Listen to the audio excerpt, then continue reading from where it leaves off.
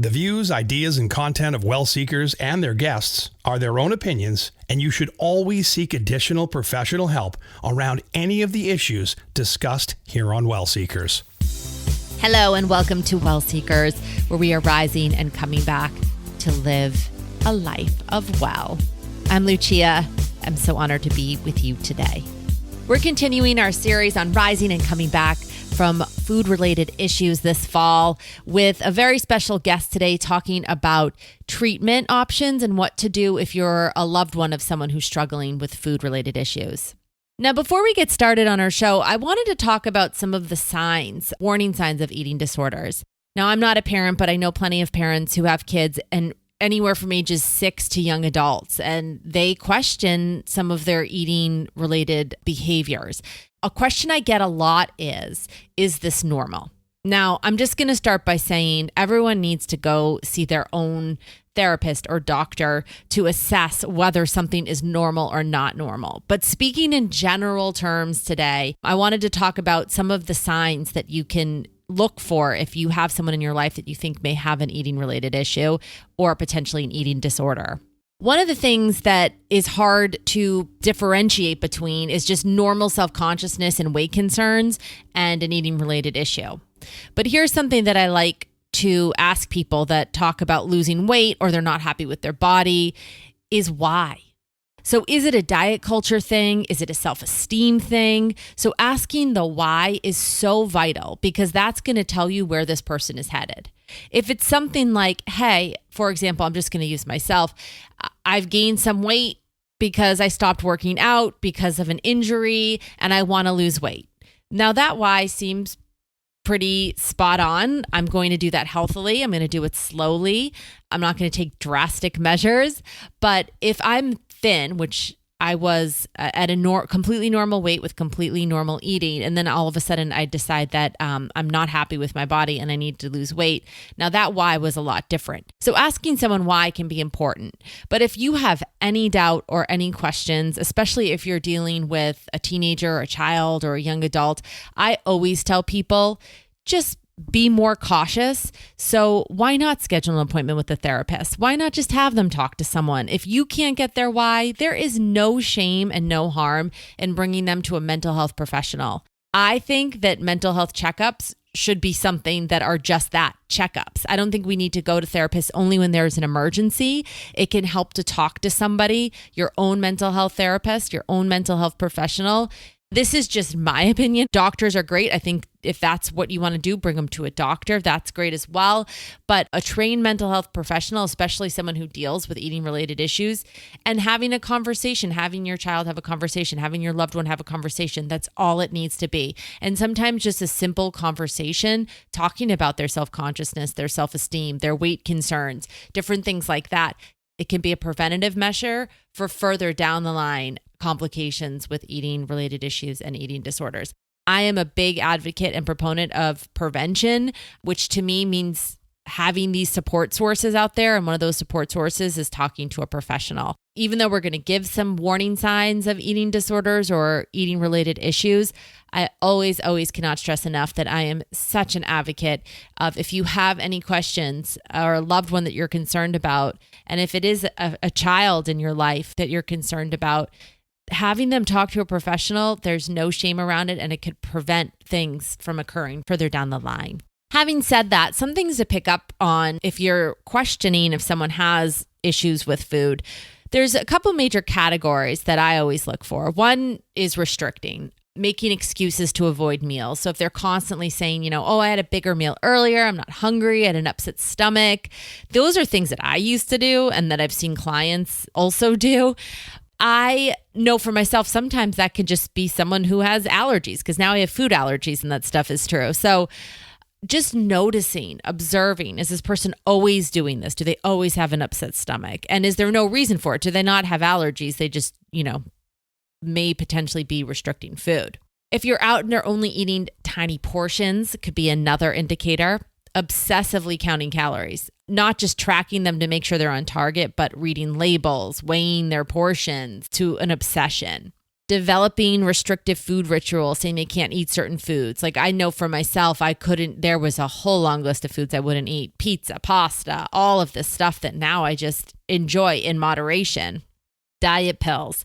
If someone's on a prescription diet pill like Adderall or Ritalin, even legal and illegal drugs, some people go and get diet prescriptions from their doctors. They may not even have an eating disorder as of yet, but some warning signs that one could be developing. If binging is something that you think or worry about, unexplained disappearances of large foods from your house, a lot of empty food packages and wrappers hidden around in the bottom of the trash, hoarding and hiding stashes of high-calorie foods and sweets, secrecy and isolation. That's a big one with binging. So you may eat normally around others and then binge at night. So again, this is for loved ones, but maybe you're resonating with this yourself. Purging is also, of course, another warning sign that there may be an eating-related issue. And also, just so you guys know, I'm getting this specific list from a resource guide called helpguide.org. I'll put a link in a blog about these signs because I think that this site in particular does a great job in summing it up. If someone is purging, some signs that they may be purging: disappearing right after a meal, making frequent trips to the bathroom, showering, bathing, or running the water after a meal just to hide that they're purging.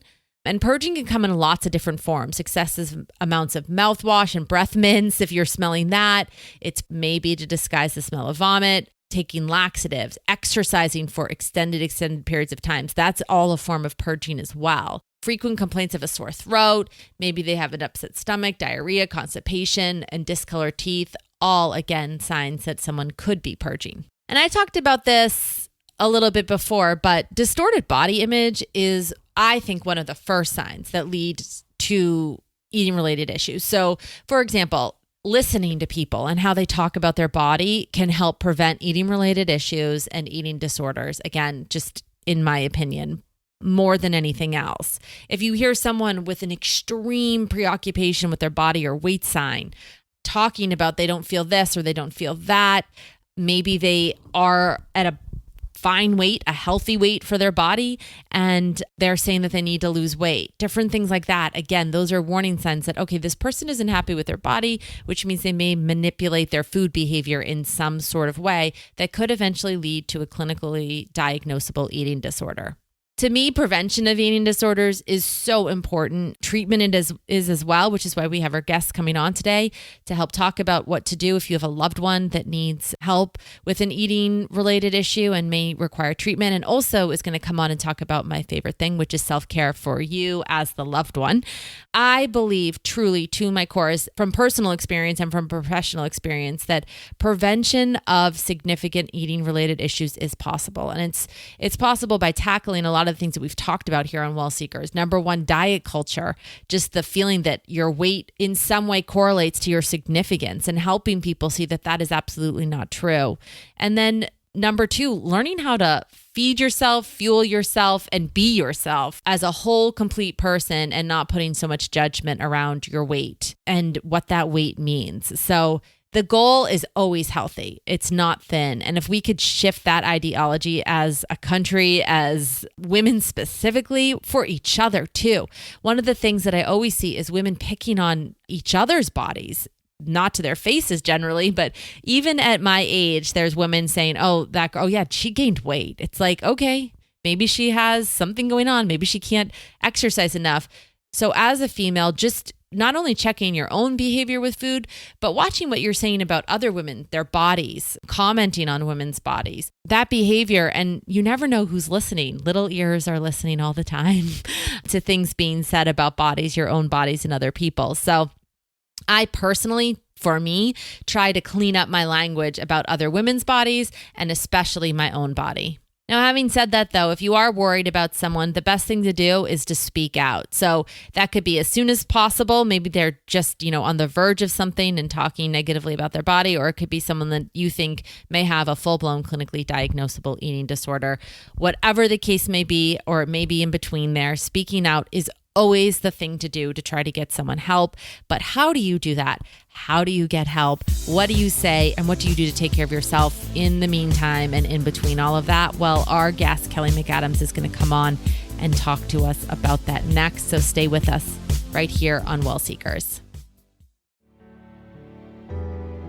After a long day, taking time to love yourself and your friends and your family more well can be a challenge. We're so burnt out and exhausted and stressed from working so hard during the day, we forget to love the people and the places and the things that are important to us. Well, Lucia at Night is here to help. We're gonna be a retreat and a treat for your day.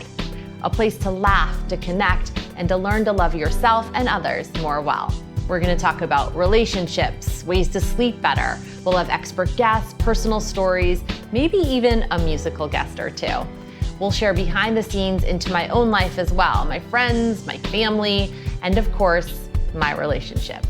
So close the door on your day and light up your night with Lucia at Night. Also, make sure to check out more at wellseekers.com for simple and real-life ways to bring wellness home.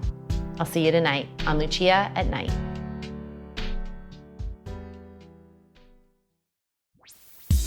You're listening to Well Seekers, a show where the journey is just as important as the destination. And we're back on Well Seekers with our guest, Kelly McAdams. Kelly is a licensed independent clinical social worker and outreach manager at a treatment center. And Kelly is going to talk to us about a few things. First, Kelly, welcome to the show. Thank you, Lucia. It's great to be back. I know, I was going to say, actually, welcome back to the show. Thanks. How have you been? Been doing very well. I'm glad that it's fall. I love the fall season and time for change. And back to school is always great. You know, there's two types of people when it comes to fall. I feel like there's no middle ground. There's either the people like you that love it and sort of see it as a rebirth and this new year and they're excited. And then there's the people that I've been one of these people. I feel like I'm more like you now. The seasonal depression starts to set in and the days get dark. And I just remember dreading fall every year. Like, I do not want it to be cold again. If you live on the East Coast, have you always loved fall? I do. I grew up in California, so our seasons kind of just blended together. I know. Although I'm really starting to not love winter as much as I used to. So as soon as all the leaves are gone, that's when the darkness and depression starts to set in. And it's just so cold. It's so cold. I want to retire now so that I can just move to Florida. Really you can move to Florida without retiring, I think. I don't know. I mean, licenses are hard to transfer, though. I've done that a few times. It'll go okay. Kelly, so we've been talking about, before you came on, some early warning signs of people that could be struggling with both an eating-related issue and leaning towards an eating disorder, and then signs of eating disorders, clinically diagnosable eating disorders. We're so glad that you're here joining us for a couple reasons. To talk about how to speak to someone in your life, a loved one that you may think has an issue with food or an eating disorder. And I just want to differentiate that because we were talking about in the episodes before this, Kel, about how people can have eating related issues, but they may not be clinically diagnosable eating disorders yet, but how still getting help is so critical, wouldn't you say? Oh, absolutely. I think any indication that there's some disordered eating is really helpful to get some support in place early on, always. Absolutely. We literally were just saying that eating related issues and disordered eating doesn't have to be a full-blown eating disorder. If you get some support in place, it can be cut off before it becomes the issue. I mean, that I had and that our guest last week had, where it was like, this is life or death at this point, and you need help. Mm-hmm. So if there is someone in your life that you suspect may have either disordered eating or eating related issues, or potentially even a full-blown eating disorder, what are some ways that we can navigate talking to this person, especially if we don't know, right? Because it can be blurry. And maybe you want to give us your own professional viewpoint. And of course, as I say in every show, consult with your own mental health professional one-on-one if you have any other questions. But just from your experience, is there some sort of tools that you use to say, hey, this could be disordered eating, this could be an eating disorder, and something that you maybe want to ask more questions around? Yes, absolutely. And I end up interfacing quite a bit with parents of either adolescents or typically young adult college population. Sometimes in those initial concerning stages about what do I say and what should we do? I think it's really important to just acknowledge, first of all, that having these types of conversations are really hard, and especially with somebody that's really close to you, and trying to figure out what to say and how to do it, but also knowing that the support of family and friends is absolutely critical to the person in their seeking recovery and in their process. So certainly finding a time to talk and having it a private place so that you're not feeling rushed or that you're in front of other people. Take some time to really, before you talk to the person, rehearse what you want to say. And I know that might sound kind of silly, but it helps to reduce your anxiety and then for yourself and clarify exactly what it is that you want to say. Sometimes people will write out, they find it helpful to write out little main points so that it helps them. And then really sticking to the facts and raising concern about the potential of eating disorder or disordered eating, and to share observations. Like, I have seen you going to the bathroom after we eat would be an observable event that has occurred. So being able to point out some specific things without judgment, just saying this is what I'm noticing. And then, I'm concerned about this. So I think you highlighted a few major things. Number one, find the right time. Yes. So the right time, let me throw at you some of the wrong times, I feel like. Can you tell me if I'm on base? Like during a meal, probably the wrong time. Probably the wrong time. Yeah, right after a meal, or if you're in the middle of another argument with this person, probably also the wrong time. Probably, absolutely. So setting aside a specific neutral time where there's been no prior conversation, there's no chance for other mixed emotions, where it can just be, like you said, one-on-one and laying out the facts. Not even so much like, I feel like you may have an eating disorder. It's like, hey, I notice this observable fact that you don't eat dinner when we're together. Or you leave dinner 5 minutes early always, and I hear the water running. Is that what you're talking about? Yeah, exactly. And I think it's also important to keep in mind too that sometimes some of the observations may not just be about food or behaviors such as in relation to food, but there could be concerns or worry about how frequently someone's going to the gym.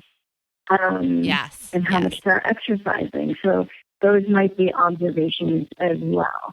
And you certainly don't want to throw out the list of observations, have like 10 things that you're saying, like, I noticed this and this and this and this. Yeah, I mean, you don't want to for the person to feel like you're really coming down on them, but definitely that you're noticing what's happening in their life and that you're concerned. And then how can you help them? Right. So interjecting love into that. Absolutely. That it's all about your care and your concern. It's not about you picking on them. And I think that you pointed out something else that we talked about. Purging can mean a lot of different things. It doesn't need to be, actually purging food out of your body by vomiting. It could be exercising hours and hours a day on end. It could be taking a laxative. Purging can happen in a variety of ways. Absolutely. Yes. So if we have this conversation with this person, what are some of the things we can expect back? I could tell you from personal experience, but I'd like to hear it from you since this is what you do day in and day out. Well, I think you know where we're headed. Be prepared for a negative reaction. Yes. I say this personally and professionally, but mainly personally. Right. Sometimes people are, eating disordered individuals are glad that someone has noticed that they're struggling. That could be one category, that you're received with joy that someone has noticed that they're struggling. And other times, the individual can become very angry and hostile, perhaps even insisting that you're the one with the problem. There's definitely a lot of denial, in a lot of different disorders, but certainly in eating disorders and becoming angry and hostile is oftentimes in response, or shutting down and just rushing out to concerns or minimizing potential dangers. Or, because I've got it. Don't worry about me, I've got it. And just, ending the conversation. Yeah. So any of those responses are pretty normal. And then just, reiterating your concerns and letting them know that you care and trying to leave as best you can the conversation open so that you can revisit it again later. What would you say the best thing to do is if they are, I guess it's what you just said, right? If they are angry or hostile or they really don't want to hear it, is it just leaving it at I care, I'm concerned, I just want you to know the door's opened if you ever want help, or if this is something that you want to talk about further, and then you just leave it? I think so. At the first conversation, definitely just putting it out there, letting the person just letting it soak in. That now they know that you're aware. But then I think there needs to be a follow-up conversation about encouraging the individual to get some help with a professional and offering to help them explore that further if they would like. And we both know that getting timely, effective treatment definitely increases the person's chance for recovery. And recovery is possible from eating disorders, and trying to put the interventions in place in a timely manner is pretty important. It's absolutely possible from eating disorders, and it's also imperative. I mean, we don't talk about it a lot, and I haven't mentioned it yet in this series, but anorexia is the number one leading cause of death in mental illness is anorexia. Right. The number one in mental illness. And, no knock to addiction, which is something we're going to talk about in our next series. But I feel like because there is such a spotlight on addiction right now, we forget that the number one killer is an eating disorder. And we don't hear about that. And why do you think that is? There's so many people that think it's because it's a female-dominated disease, which we will talk about in our next show, that males struggle as well, but because it is mainly tends to skew more female, which also isn't true because binge eating now in the picture is 50-50, the last stats I checked for male-female. What do you think the reason is, and do you see this transitioning as more demographics are affected? Well, I think it's a really great question, and I wish we knew the answer. I think it's pretty complex and very layered to looking at the stigma around eating disorders, but then culturally, different factors that are involved, and socially, and certainly with the media, and the messages that we as a community give to our youth and women. So diet culture is a lot of it. Yes. Which we talked about earlier. So we've had this conversation with our loved one. Let's just say they aren't receptive like we talked about, but we leave the door open so that they know that there's a safe place for them to go. 2 questions. One, what's the follow-up from there, would you say, if you see it getting worse and they're still not reaching out for help?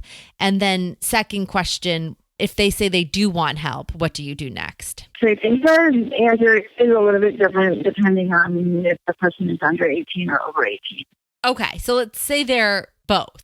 Okay, so you have a lot more leverage when somebody's under 18 and in your household, and you can put together a treatment team, including a dietitian and a therapist and a potential eating disorder doctor if you're at that level. But at the very least, starting out with a therapist and a dietitian who specializes in eating disorders to get that team in place and have the under 18-year-olds attend those meetings. And there's also a lot of important while you're navigating that process to be able to look out for local support groups or to find out from other parents how did they navigate the system and how did they encourage and help and support their adolescents through this process. Because it's really not easy to navigate. And then for the over 18, still, again, putting that team in place or helping your young adult, or even it could be a spouse or an over 30 individual, helping them to put that team together and encouraging them to go and attend those meetings. Unfortunately, some of these over 18s don't have as much leverage, but then it would be important for you as an individual to get some supports in place so that you can figure out what steps you could or should take with that person. Got it. So if under 18, just in case you guys couldn't hear Kelly, because I know there's like a little bit of something with your phone, Cal, but just to, or it could be ours, repeat it. So if under 18, there's a lot more leverage, and setting up a treatment plan is something to start to look into between a doctor, nutritionist, support groups. Over 18, a little bit more tricky to navigate because obviously that person is legally an adult. Some states probably over 17. Seeking out resources to have in place for when they do reach back out is probably the next steps there.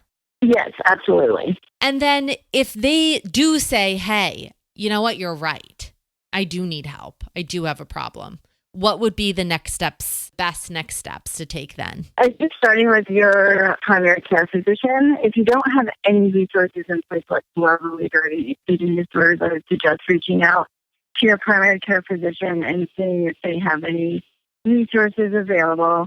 And then because the internet is so accessible to everybody now, we can always go online and look for eating disorder professionals, and even asking around your friend group, which might be hard for some parents to do because still there's just stigma and shame around eating disorders. But most likely there's somebody in your network who has struggled with the same thing, and being able to begin pulling together information and resources. Perfect. So your primary care physician, mental health professional, reach out to your support systems, your friend group, the internet, of course, just a wide variety of options there. I know that you work with treatment outreach. If people have questions and want to reach out to you specifically, would you mind? We'll put a link below as well to where Kelly works, if that's okay with you, the organization you work for. But is there a way to reach you if they have questions about treatment? Absolutely. I'm happy to help with treatment or any resources and making connections in different communities. Our treatment centers are across the country. So I'm happy to be able to, wherever somebody might be listening, to be able to make that connection. And so I can be reached on my cell phone, which is 917-544-3383. Wow, the cell phone. See, we like to help people here at Well Seekers. That's a direct number to someone who does treatment center outreach management. If you have any questions about treatment, Kelly is an incredible person and an incredible professional. So make sure to reach out to her. We'll put her number below too, if that's okay with you, Cal. That's great. Absolutely. My email is really long, which is why I didn't do that. Yeah, I'll put a link to where Kelly works. If you have questions about treatment specifically, you'll want to check out that link. Kelly, before we let you go, I wanted to ask you too about taking care of yourself. If you have any tips around self-care, being someone who has a loved one with an eating disorder. So if someone in your life does struggle and you don't know what to do, I think we both can probably relate to how challenging that is to watch someone struggle and not be able to help or not be able to solve the problem or not be able to give them treatment. Mm-hmm. What are some self-care techniques, if any, that you could suggest for people that may be experiencing this? Yeah, I think first and foremost, really knowing that recovery is about a marathon and not a sprint. This is a long-term illness, and recovery is possible, as we talked about, but it's definitely, it can take some time.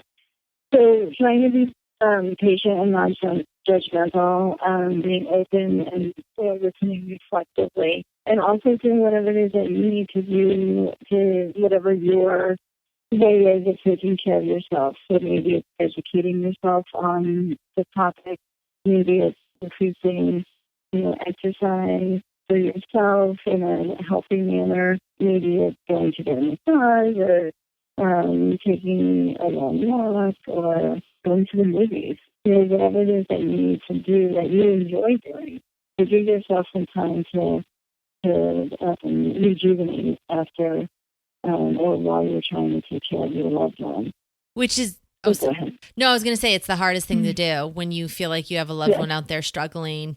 I definitely understand to go to the gym or to go see a movie, but it's absolutely the best thing to do for yourself and your own self-care. Right. And making sure you have those boundaries in place to preserve your own emotional well-being. Absolutely. Such incredible wisdom. If you or anyone you know are struggling with an eating related issue, you could think it's an eating disorder. It may just be, again, just disordered eating. Check out the link below. You can get in touch with Kelly or contact your own mental health professional, your doctor, or reach out to your support system. Kelly McAdams, before we let you go, we do something here on Well Seekers called the Empowering Question, where we have a pack of cards and you tell me when to stop and I pull the question and then you answer it and then we let our listeners answer it too. Okay. Okay. You tell me when to stop. Okay, stop. Kelly McAdams, I have a question for you. Okay. What is your favorite strength about yourself right now? I like the right now in that because that changes. I do like that right now. I thought I was going to be stumped. I'm not. I'm going to say perseverance. Oh, I got goosebumps. Yeah. Tell me why, if you're willing. Because I think that I have the strength to keep on going. Like I feel like sometimes I'm just the energizer bunny. Like when things get thrown at me, I just figure out how to keep on going. It's no matter what it is. Oh, with keeping in line with what Well Seekers, we've changed our tagline besides finding your story of well, but it's for rises and comebacks. So you're a riser and a comebacker. I am, yes. I love that. So perseverance, or one of my favorite words, resiliency. Yes, absolutely. I love that one too. Oh, yeah. Thanks. Gosh, that was so much easier than I thought. Thank you. Yeah, I agree with you too, having known you.